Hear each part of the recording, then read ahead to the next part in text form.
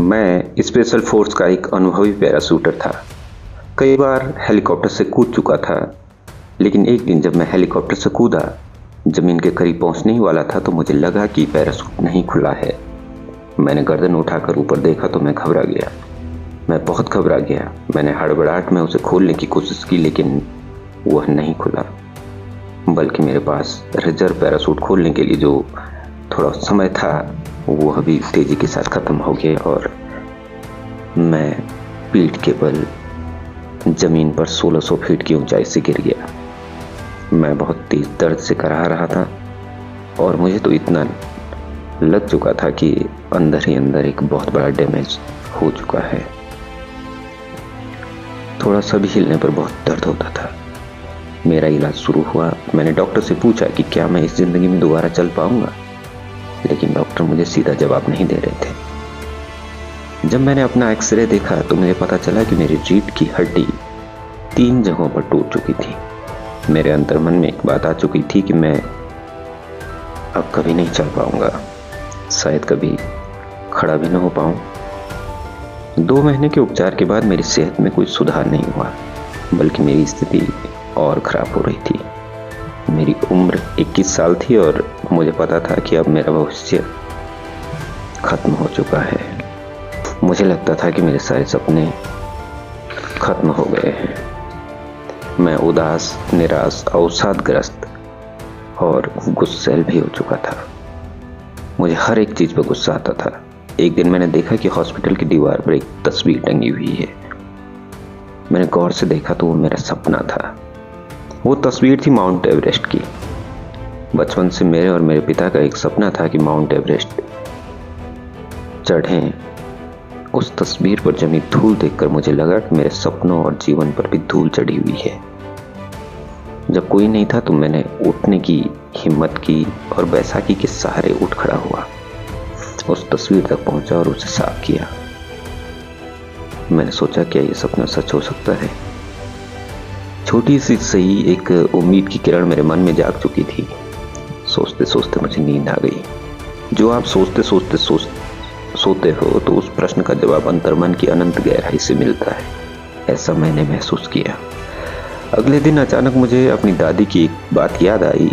मेरी दादी ने एक दिन मुझसे कहा था कि छोटे, जो होता है वह बहुत अच्छा होता है, अच्छे के लिए होता है, लेकिन इंसान की प्रवृत्ति होती है शिकायत करना, खुद को दुखी रखना। दादी कहती थी, छोटे, जब भी मुसीबत आए खुद को याद दिलाओ कि सब कुछ उसकी मर्जी से हो रहा है, इसलिए कभी कुछ गलत नहीं हो सकता। उस पर मुझे लगा जैसे चिंता का बोझ मेरे कंधों से खत्म हो रहा है। चिंता कम हुई तो धीरे धीरे निराशा और उदासी के बादल छंटने लगे। अब मेरा मन स्वस्थ हो रहा था और मन के स्वस्थ होने का प्रभाव मेरे शरीर पर भी पड़ रहा था और शरीर ठीक होने लगा। इस घटना के बाद शरीर में सुधार होने लगा। हड्डियों के जुड़ने की स्पीड में तेजी आ रही थी। उस दिन मैंने ऑल इज वेल की ताकत को समझा। मैंने खुद से एक वादा किया कि मैं किसी चीज के लिए दुखी नहीं होऊंगा, और उस दिन के बाद आज तक मैंने कभी किसी चीज के लिए खुद को दुखी नहीं किया। अब मैं सामान्य महसूस कर रहा था। एक दिन बैठे बैठे मैंने सोचा कि जो हो गया वो हो गया, अब जीवन में कुछ साहसिक काम करना है। मैं बार बार एवरेस्ट की उस तस्वीर को देखता और मन में मैंने एक दृढ़ लक्ष्य बना लिया कि ठीक होते ही मैं एवरेस्ट पर चढ़ूंगा, और खुद से ये वादा किया कि अपनी पूरी जिंदगी बिना किसी डर और संदेह के जीऊंगा। अब मैं सबको बताता कि मैं ठीक होकर एवरेस्ट पर चढ़ूंगा, लेकिन लोग मुझे गंभीरता से नहीं लेते थे। वे जानते थे कि इसकी हड्डी, रीढ़ की हड्डी, 3 जगहों पर टूटी हुई है। मैं मानता हूं कि लाइफ बहुत टफ है। कभी अन्याय होता है, कभी हमसे गलतियां हो जाती हैं, लेकिन इसके बावजूद अगर हम जिंदा हैं तो हमारे पास जीवन एक अनमोल गिफ्ट होती है। जब आप एक सपना लेकर जीते हो, खुद पर विश्वास करते हो, तब जीवन भी आपका साथ देने लगता है।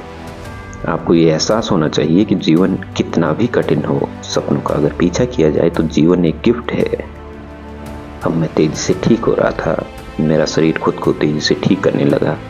मैंने जीवन को एक नई उमंग और उल्लास में देख रहा था।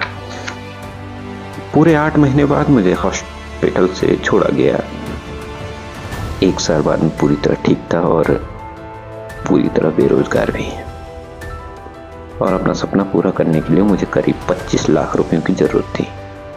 मैंने कई कंपनियों में स्पॉन्सरशिप के लिए लिखा, लेकिन लगभग 250 कंपनियों ने मुझे रिजेक्ट कर दिया। आखिर एक कंपनी के सीईओ ने मेरा जुनून देखकर मुझे $10,000 की स्पॉन्सरशिप प्रदान की। मैंने एक ग्रुप के साथ एवरेस्ट की यात्रा शुरू की, जो बहुत कठिन थी। 2 बार मेरी जान जाते जाते बची और 4 साथी यात्रा के दौरान जीवित नहीं बचे। आखिर मैंने अपना सपना पूरा किया और एवरेस्ट फतह करने वाला मैं सबसे कम उम्र का ब्रिटिश बना। अब मैं डॉक्यूमेंट्री फिल्म बनाने लगा। एक दिन मैन वर्सेस वाइल्ड का एपिसोड बनाया। मैंने डिप्रेशन की स्थिति में सीखा था कि जीवन में चलते रहना है, पीछे मुड़कर नहीं देखना। मैं आज भी चल रहा हूँ और मैं आज भी पीछे मुड़कर नहीं देखता। धन्यवाद।